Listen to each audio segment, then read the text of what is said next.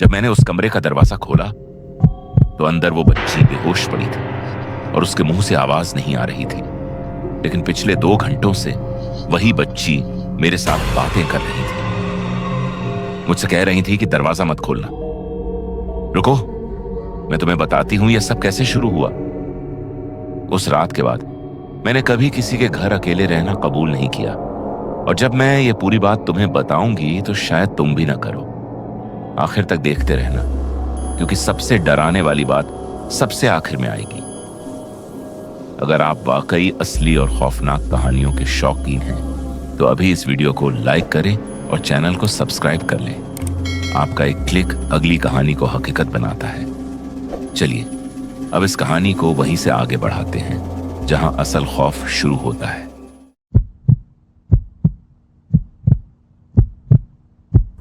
मेरा नाम प्रिया है। मैं उस वक्त 20 साल की थी और लखनऊ के एक पुराने मोहल्ले में रहती थी। घर में पैसों की तंगी थी, तो मैंने अपनी पड़ोसन आंटी से कहा कि जब भी उन्हें कहीं जाना हो तो मैं उनकी छोटी बच्ची को संभाल लिया करूंगी। आंटी का नाम सरिता था, उनकी बेटी का नाम गुड़िया था। गुड़िया बस 6 साल की थी, बहुत प्यारी, बहुत चुप चुप रहने वाली। वो कम बोलती थी, लेकिन जब बोलती थी तो बहुत साफ और समझ में आने वाली बातें करती थी। उस रात सरिता आंटी को अपने मायके जाना था, क्योंकि वहां कोई बीमार था।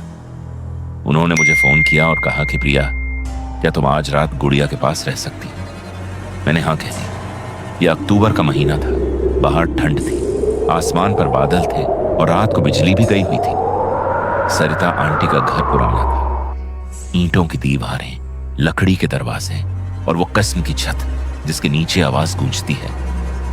मैं रात 8 बजे वहां पहुंची। सरिता आंटी ने गुड़िया को मेरे हवाले किया और कहा कि यह जल्दी सो जाती है, खाना फ्रिज में रखा है, और हाँ, रात को अगर कोई दरवाजा खटखटाए तो मत खोलना। ये मोहल्ला पुराना है, कभी कभी अजीब लोग घूमते हैं। मैंने सोचा आंटी बस एहतियात के तौर पर कह रही हैं। मैंने हाँ कहा और वो चली गई। पहले 2 घंटे बिल्कुल नॉर्मल थे। मैंने गुड़िया को खाना खिलाया, हमने थोड़ी देर टीवी देखा, फिर मैंने उसे उसके कमरे में लेटाया। उसने कहा कि दीदी लाइट बंद मत करना। मैंने छोटी सी टेबल लैंप जलती छोड़ी और दरवाजा आधा खुला रखा। रात 10 बजे गुड़िया सो गई। मैं बाहर हॉल में सोफे पर बैठ गई, मोबाइल चार्ज पर लगाया। ठंडक थी तो मैंने कंबल ले लिया और लेट गई। रात के करीब 11 बजे मेरी आंख लगने वाली थी कि मुझे गुड़िया के कमरे से आवाज आई। वो जाग गई थी। मैं उठकर गई तो देखा वो बिस्तर पर बैठी है और अपने घुटनों को पकड़े हुए है। मैंने कहा कि गुड़िया क्या हुआ? सो जाओ बेटा। उसने मुझे देखा और बोली कि दीदी दरवाजे पर कौन है? मैंने कहा कोई नहीं है, बाहर हवा चल रही है। उसने कहा नहीं दीदी, कोई खड़ा है। मैंने उसे पानी पिलाया और लिटा दिया। सोचा बच्ची को डरावना ख्वाब आया होगा, लेकिन आधे घंटे बाद फिर आवाज आई। इस बार गुड़िया नहीं बोल रही थी, ये आवाज बाहर से आ रही थी, एक धीमी सुस्त दस्तक। टक टक। मैं सोफे पर सीधी हो गई, कंबल एक तरफ किया और कान लगाए। फिर खामोशी। मैंने सोचा शायद कोई जानवर हो, बिल्ली या कुछ और। मैंने मोबाइल उठाया और सरिता आंटी को मैसेज किया कि सब ठीक है। जवाब नहीं आया।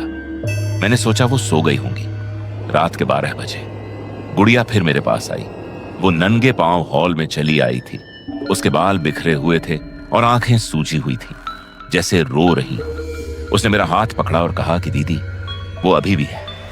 मेरे बदन में सनसनाहट दौड़ी। मैंने कहा कौन है? उसने कहा कि जो रात को आता है। मैंने उसे गले लगाया और कहा कि कोई नहीं है बेटा, ये बस ख्वाब था, चलो मेरे साथ सो जाओ। वो मेरे साथ सोफे पर लेट गई और थोड़ी देर में सो गई, लेकिन मैं नहीं सोई। कुछ था जो मुझे चैन नहीं लेने दे रहा था। घर की खामोशी अजीब तरह की थी। वो खामोशी नहीं जो सुकून देती है, वो खामोशी जो सांस रोक कर बैठी। रात 1 बजे गुड़िया उठकर कहने लगी कि मुझे पानी चाहिए।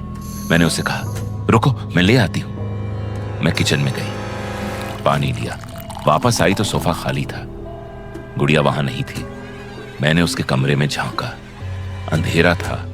मैंने मोबाइल की रोशनी की तो देखा वो अपने बिस्तर में लेटी है।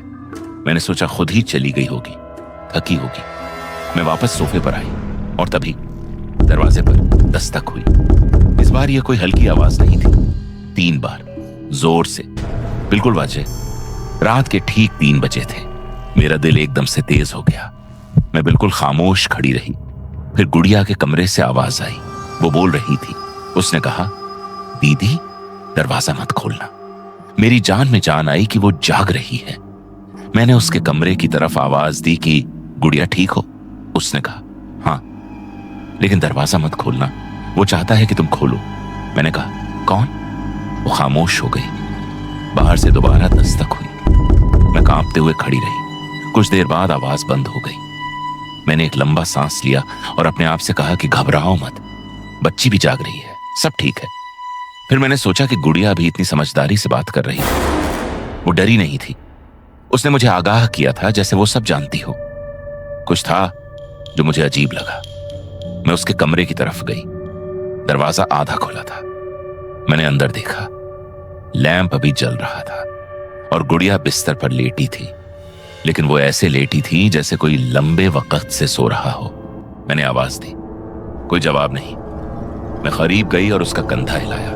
वो बिल्कुल बेसुध थी, गहरी नींद में। मेरे हाथ रुक गए। मैंने फिर आवाज दी, गुड़िया, गुड़िया बेटा। कोई जवाब नहीं। मैंने उसकी सांस चेक की। वो ठीक थी, सो रही थी, लेकिन ऐसी गहरी नींद के हिलाने से भी न उठे। और तभी मेरे दिमाग में वो आवाज गूंजी जो अभी अभी कमरे की तरफ से आई थी, दीदी दरवाजा मत खोलना। वो कमरे से आई थी, लेकिन गुड़िया तो कब से सोई हुई थी। कब से? कितने बजे से? क्या वो उस वक्त से सो रही थी जब मैंने उसे 10 बजे लिटाया था? वो कौन था जो रात 12 बजे मेरे पास चलकर आया था, जिसने मेरा हाथ पकड़ा था, जिसने मुझसे पानी मांगा था? खड़ी की खड़ी रह गई। मेरे पांव ने काम करना बंद कर दिया। अगर वो गुड़िया नहीं थी तो वो क्या था? और वो जो बाहर खड़ा था वो अंदर आना चाहता था, और जो अंदर था वो नहीं चाहता था कि मैं दरवाजा खोलूं। मैंने सरिता आंटी को फोन किया। वो फोन उठाती रही नहीं। मैंने अपना सामान उठाया और गुड़िया को उठाकर गोद में लिया। वो अभी भी नहीं जागी। मैं उसे लेकर पड़ोस वाले घर गई और उन्हें जगाया। सुबह हुई तो सरिता आंटी आई। मैंने उन्हें सब बताया। उन्होंने कुछ नहीं कहा, बस एक लम्हे के लिए खामोश रही। फिर उन्होंने गुड़िया को देखा और कहा कि प्रिया बेटा, ये हर महीने होता है। मैंने इसलिए तुम्हें दरवाजा न खोलने को कहा था। मैंने पूछा कि आंटी, लेकिन वो आवाज, वो जो गुड़िया की आवाज थी अंदर से। उन्होंने मेरी आंखों में देखा और कहा कि बेटा, गुड़िया तो उस रात कुछ बोलती ही नहीं। मैंने कहा क्यों? उन्होंने कहा कि जब से हम इस घर में आए हैं तब से गुड़िया हर महीने एक रात को ऐसे सो जाती है कि जगाए नहीं जागती। कल रात भी वही रात थी। मैंने आंटी की तरफ देखा और फिर मैंने पूछा, वो आवाज थी किसकी? आंटी ने कुछ नहीं बताया। उन्होंने बस गुड़िया को गले लगाया और घर के अंदर चली गई।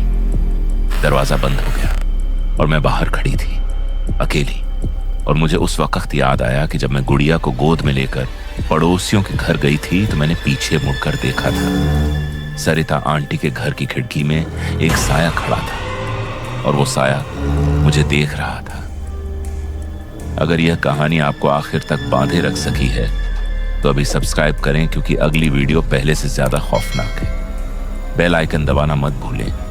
अगली बार तक महफूज रहें और याद रखें, जो आवाज तुम्हें सबसे ज्यादा जानी पहचानी लगे, रात के अंधेरे में वही सबसे ज्यादा खतरनाक होती है।